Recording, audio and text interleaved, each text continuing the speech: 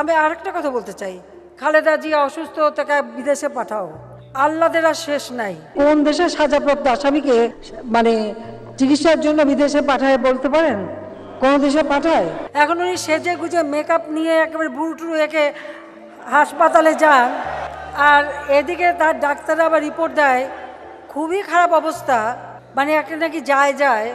তাকে আমরা অনেক অনেক রাজার হালেই তো রেখেছি।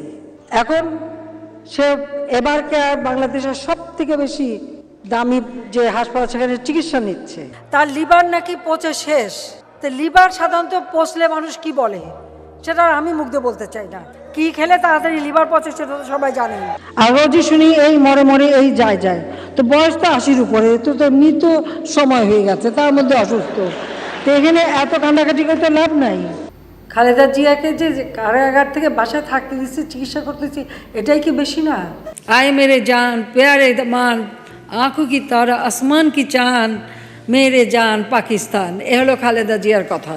খালেদা জিয়া তিনি নাকি পরীক্ষা দিয়েছিলেন, ম্যাট্রিক পরীক্ষা, তাতে পাশ করেছিলেন অঙ্ক আর উর্দুতে। কারণ উর্দু পাকিস্তানের ভাষা, এটা তার খুব প্রিয় ভাষা, আর অঙ্ক তো আবার টাকা গোনায় লাগে, তাই ওটাই ভালো বোঝে, কাজে ওটাই পাশ করেছে, আর কিছুতে পাশ করতে পারে নাই। আরে আমার বাবা দেশ স্বাধীন করেছিল বলেই না এই ক্যান্টনমেন্ট, আর আমি ক্যান্টনমেন্টে ঢুকলে আমার বিরুদ্ধে মামলা। সেদিন প্রতিজ্ঞা করেছিলাম যে ওই ক্যান্টনমেন্টে বসবাস করতে হবে না, যেদিন সময় পাবো বের করে দেবো, বের করে দিচ্ছি। এখনও লাহোরে সোনার দোকানে খালেদা জিয়ার বড় ছবি আছে, যে ওই দোকানের সোনার গয়না তার খুব প্রিয়। যখন জিয়া রহমান ঘরে তুলতে চায়নি, প্রতিদিন তো আমাদের বাসার যে কান্নাকাটি করতাম। আমার বাবার বদৌলতে তুমি জিয়াউর রহমানের স্ত্রী হিসেবে পরিচয় দিতে পেরেছো, বলে বড় আগে জিয়া ছেড়ে দিয়েছিল।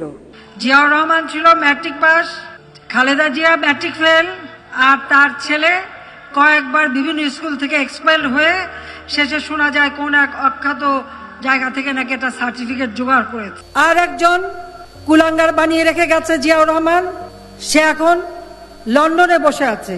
আর খালেদা জিয়া, তারেক জিয়ার চালাবেলারা অ্যাম্বুলেন্সের মধ্যে অন্তঃসত্ত্বা মহিলাকে তারা আক্রমণ করে। তাহলে কি ইসরায়েলের জারজ সন্তান কিনা, সেটাই আমার জিজ্ঞাসা। জিয়ার আবার নতুন গার্লফ্রেন্ডও ছিল, তাকেও সরিয়ে দেওয়া হয়েছিল, এবং তার সংসারটা রক্ষা করে দিয়েছিল আমার বাবা।